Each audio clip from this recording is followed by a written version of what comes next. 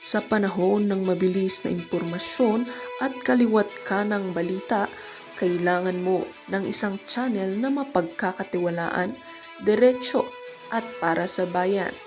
Ito ang Balitang Pambansa, ang iyong bagong tahanan ng mainit na issue, tunay na impormasyon at mga balitang hindi mo dapat palampasin.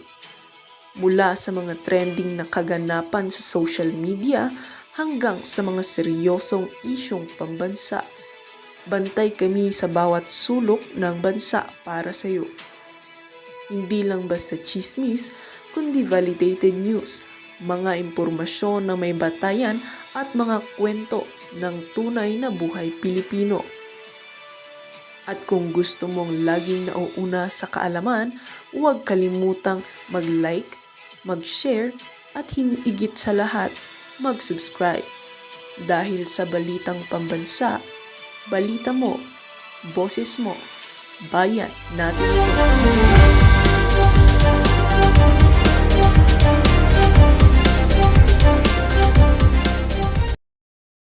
Di lang yun, sex pervert pa, Diyos ko, diba? Kadiri, diba? So, I've never, so idikit nyo, maganda yan, para sana, ang hope ko dito is that the ones that will be voted out of office, yung mga talagang kasi pag tumanggap ka ng bayad, una-una, corrupt ka. Una-una yung pera na yan, dapat pumunta sa Pilipino para bumuti ang buhay namin, diba? Pero ang ginawa mo, binulsa mo, diba? At nagpapasuhol ka, wala kang prinsipyo, wala kang dangal, hindi ka pwede maging leader. Agree. And because of that, Ma'am Lorraine, siguro mas maganda din, himay-himayin natin bago natin i-play ang maganda at tagos sa pusong pahayag, simpleng ngunit makabuluhan na pahayag ni Vice President Sara Duterte. And of course, on the second part, pag-uusapan natin, ma'am, yung expected pero kinagalit pa rin at kinasuklaman ng taong bayan, itong pag-abswelto ni Marcos Jr. pag-abswelto ni Ping Lacson at ng kanyang Senate Blue Ribbon Committee kay Marcos, pag-usapan din natin yan, Ma'am Lorraine. Pero unahin muna natin ano bang mga grupo ang ngayon ay todo umatake ng coordinated at walang tigil na pagbira kay Vice President Sara Duterte. Una po, ang grupong Akbayan. Ito po ay grupo ni Risa Hontivirus at ni Boy Ngiwi sa Congress, Yung hindi nga niya maayos ang pagmumukha niya sa sobrang panggagalaiti niya ng galit sa mga Duterte, kay Pangulong Duterte, kay Vice President Sara Duterte. Halos maglumuwa ang mata nito, sisindan niya. Sila po ay may ambisyon na iloklok si Hontiveros bilang presidente. Hindi na sila nagpatumpik-tumpik dyan, Ma'am Lorraine, mga kababayan. At mamaya, pakinggan natin kung bakit sila ang una ngayon na lumalarga ng todo atake kay Vice President Sara Duterte. Pangalawa, ito pong CPP, NPA, NDF na mga party list groups na sila ay bahagi po ng total demolition attack dogs ni Marcos upang hindi na makapanumbalik pa at maparalisa nila ang Duterte political groups. Hindi naman po lingid sa atin kung bakit sila galit na galit kay Pangulong Duterte at kay Vice President Sara Duterte, Ma'am Lorraine, mga kababayan. Pangatlo, ito po ang mga yellow and pink zombie survivors ng mga dilaw na pinagbasura na ng taong bayan, subalit ni-revive ni Lisa Araneta, ni Martin Romualdez at ni Marcos para gawing mga attack dog din. Sila Dilima, Jokno, Trillanes at mga kagrupo nila. Itong tatlong grupo na ito, they only have one agenda. Abolish whatever there is in the influence of the Duterte, destroy and paralyze the only remaining obstacle to the presidency na pwedeng makapanumbalik bilang pinuno ng gobyerno ang isang Duterte sa pamamagitan ng pagwasak nila kay Vice President Sara Duterte. Ma'am, tama ka sa iyong binanggit. Si Ramil Badriaga po ay nailik ngayong araw na ito ni Pereridon na nakahanda daw na tumistigo dahil alam niya ang mga confidential funds and other utilization of funds related to confidential projects ni Vice President Sara Duterte. Alam natin na ito ay isang script na minaniobra nila Trillanes, nila De Lima, pero pinatulan ngayon sa Kongreso ng parallel investigation prior to the impeachment complaint na isasampa kay Vice President Sara Duterte. At ganoon din po, Ma'am Lorraine, binanggit na rin po, maliban kay Madriaga, ay binanggit na rin po nila Hontiveros at De Lima na bubusisiin nila ang lahat ng confidential names, aliases, and confidential items na na-audit na at nagawa na ng evaluation report ng COA, hindi nila ito tinitigil yan, Ma'am Lorraine. Pabalik-balik, Ma'am Lorraine, your take on this. Wala silang ibang maibato. Ito lang talaga at ito lang ang kanilang ginamit muli simula pa last year hanggang ngayon. Napakalinaw, di ba? Ang ganda-ganda ng kwento talaga. Napakalinaw kasi napakaliwanag talaga na si Inday ay busilak, di ba? Kung ano-ano pang tinatawag, Inday Lustay, etc., etc. It's not hindi talaga dumidikit kasi hindi totoo. Hindi magnanakaw si Inday katulad ninyo. Tapos ang napakaganda dito ay lumulutang kung sino itong mga ito. Katulad yan, si Hontiveros, no, na talaga ilusyonado na magiging president. So, inaalay niya yung sarili niya sa Pilipino, while at the same time, ginagawa niya itong kabulukan na ito. Kasi hindi ito personal. Nagsalita na nga ng maliwanag ang Supreme Court, 'di ba? Sinabi niya wag ninyong gamitin ang impeachment bilang political weapon. Maraming sinabi, napakaganda nung mga sinabi ng Supreme Court, no? Can I just read, no? Sabi ni Justice Lazaro, the House of Representatives has maintained that the Vice President need not be notified or heard at this stage. Ibig sabihin, hindi nila binigay yung due process ng Vice President, di ba? Right. So, nakita nyo yung level ng pagkabastos, ng pagkawalang kwenta, napakawalang kwenta. Alam ninyo, dapat meron tayong standards. Pag sinabi mo, kongresista, legislator, meron tayong ganito. Pero ang nakikita natin ngayon, mga hoodlums, lawmakers na sila mismo, mga baboy, mga lawbreakers, dinuduraan nila ang saligang batas natin para saan? Para sa kapangyarihan, di ba? So, maganda na ang liwanag-liwanag ng nagpapakita, kumbaga, going towards 2028, they're stepping forward and they're saying, ako, pastos ako sa ligang batas. Dinuduraan ko yung sinabi ninyo na pinili ninyo si Inday na Vice President. Dinuduraan ko yan. So nagpapakilala sila, yan sila Percy Sendanya, si Laila De Lima, lahat yan. Yung Marcos team, kahit yung mga nakatago dyan, no? Pero yung mga nakatago na yan, kasi I'm saying maganda na nagpapakita, no, yan sila Ping Lacson, mga bobo kasi nagpakita di ba? Pero you can also glean who are those that are behind na hindi masyadong kitang-kita, like for instance sila Gibo, pero nandyan yan. Like nandyan yan, umaandar yung mga yan. So that's my take, that even though I really think, no, one of the best things in life is for you not to be literal. Dapat hindi kayo literal. So pag may masamang nangyari, dapat nakikita niyo yung kabutihan kasi talagang merong kabutihan. Hindi tayo nag-iimbento. Hindi tayo sumisinghot ng cocaine tapos nag-i-imagine tayo, 'di ba? Hindi. Totoong may ibinibigay na kahit na nahihirapan tayo ngayon, napakaraming regalo ng binibigay sa atin kasi ang nangyari sa Pilipinas, lugmok na lugmok tayo kasi nga andyan sa Senado si Ping Lacson na meron ng malaking elepante, na meron ng neon sign na nakasulat sa kanya, magnanakaw si Bongbong Marcos, siya yung pinakamalaking magnanakaw dito, and yet ang sinasabi ng ito, no, off the hook si Marcos, 'di ba? So yung ganun na yung nangyari sa atin, no? Of course, in other countries ganyan din, no, kasi we saw the Epstein files, etc. But I feel so blessed that I was brought here to Japan because I can see that it's posible that meron tayong standards sa ating mga lingkod bayan kapag tayo ay may standards sa sarili natin, no? So maganda yon na nangyayari lahat ito at dapat lang na mangyari ito sa Pilipinas na nagkaroon tayo ng drug addict na magnanakaw na president, no? Maganda yon kasi talagang tayo ang may gumawa niyan kasi tingnan niyo naman yung mga vloggers, mga bayaran. Pwedeng bayaran ang Pilipino. Maraming Pilipino walang prinsipyo, mga scammers, mga matapobre, mga social climbers, 'di ba? Pero nakikita ko dito sa mga Hapon, walang ganon. Hindi At yun na nga mga kababayan, rerekta na ho tayo dito kay Atty. Vic Rodriguez. Palakpakan ho muna natin itong si Doc Lorraine Badoy. Yo. Natin habulin natin mamaya. Ano po yung balansang alyansa? Marami pong saklaw ito. Pero simulan po natin Title pa lang ho talagang malupit na. Malansang Alyansa. dito sa talaga namang masansang na third impeachment na isinampa ho laban kay Vice President Inday Sara Duterte. Wala po tayong problema ron.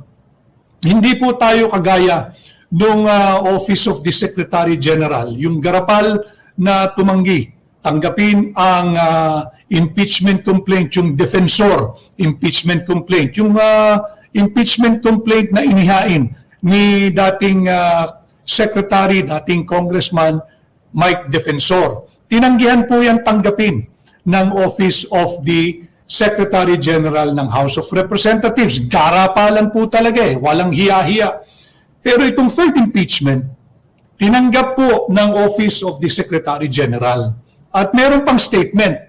Kanya raw pong tinanggap ito dahil ang papel lang niya, ito po'y ayon mismo sa Secretary General ng House of Representatives. Ang sinabi niya, ang papel lang daw ng Office of the Secretary General ay ministerial.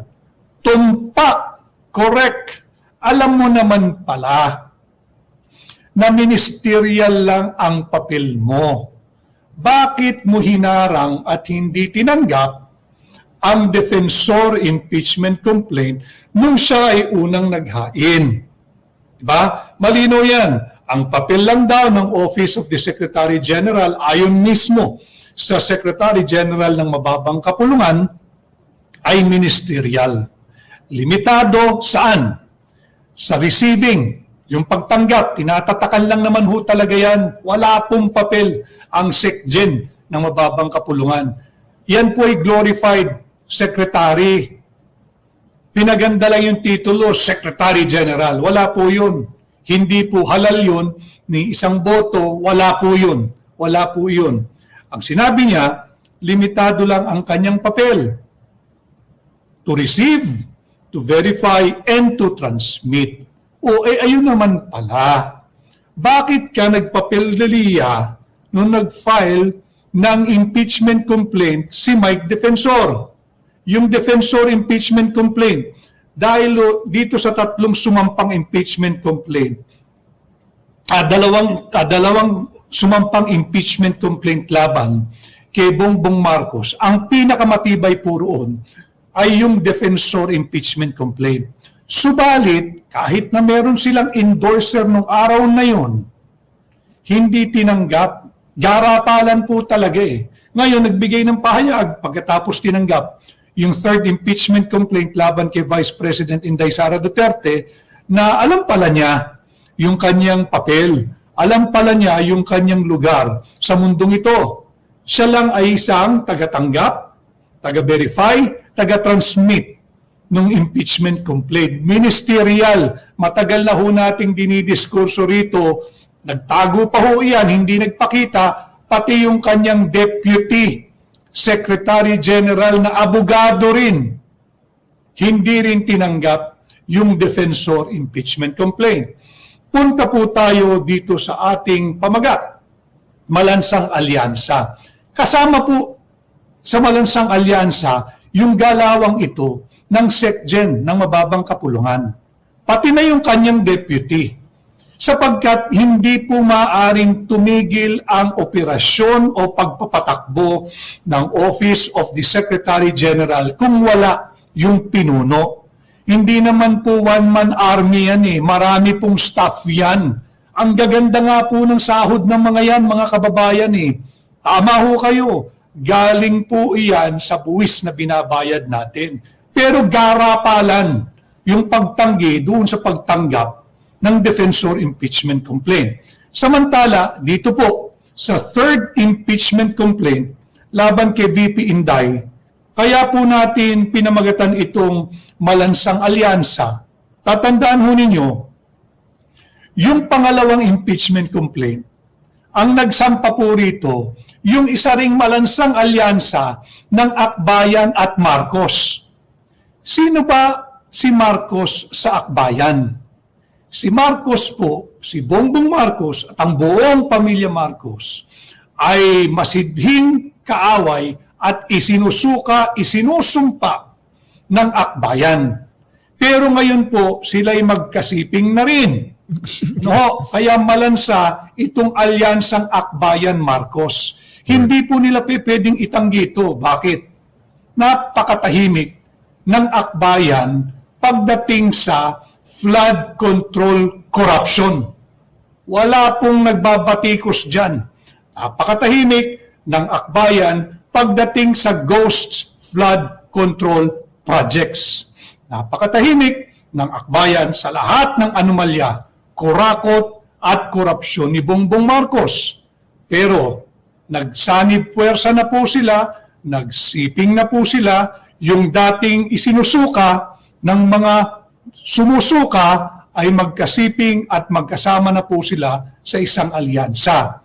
Alam ho ninyo yung amoy ng suka. Sorry po, baka may mga maagang naghahapunan o kumakain. Real talk po tayo dito sa ating tinig maisog.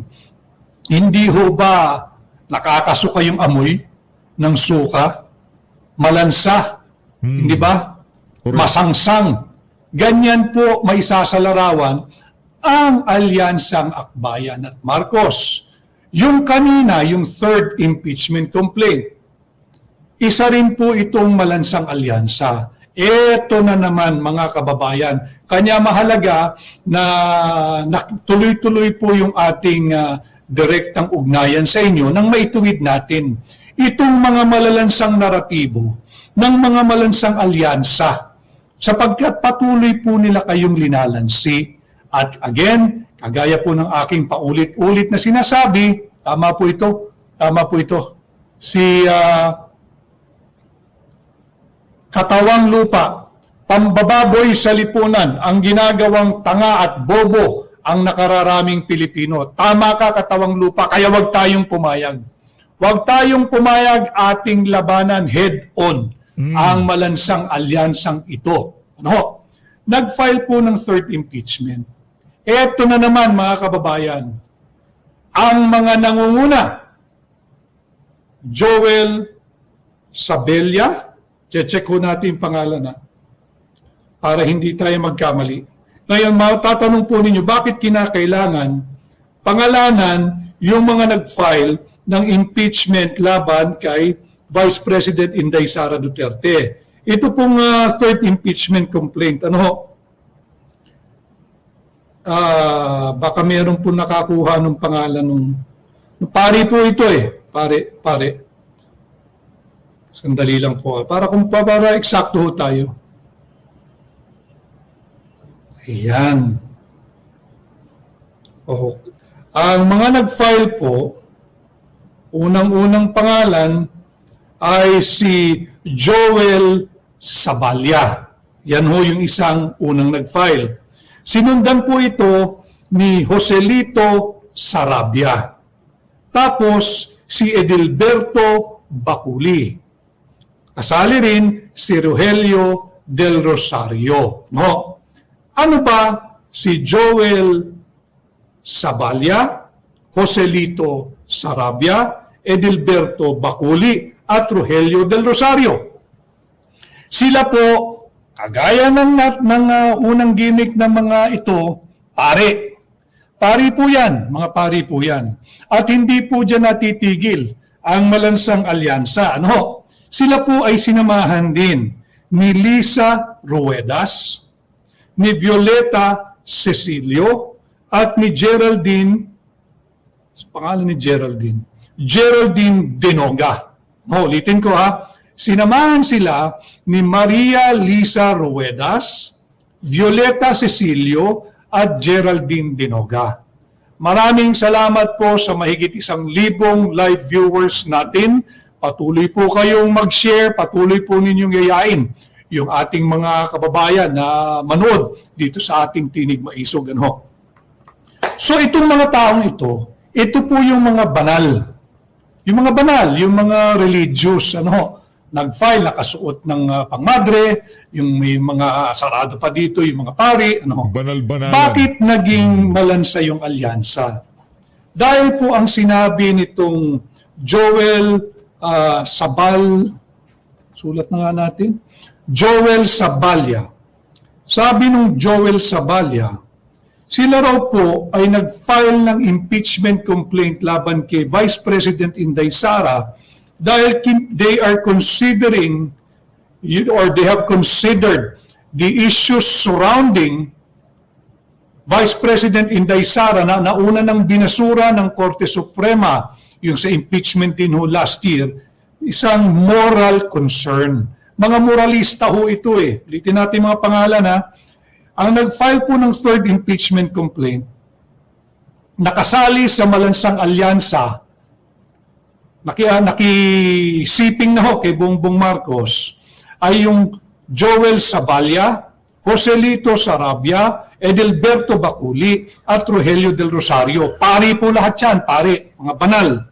Tapos, meron pang pastor na isa si Leonard Arevalo. Di bali ho yun. Mas mababang sigurong antas ang pagkabanal-banalan itong mga ito. Tapos, yung tatlong madre. May madre ho Yung Maria Lisa Ruedas. Attorney. Yung Violeta Cecilio. At yung Geraldine Denoga. Madre po ito. Madre. Mga banal po ito. Ang dahilan po nila ng pagpa-file ng impeachment, moral concern. Moral concern. Bakit sa flood control scam?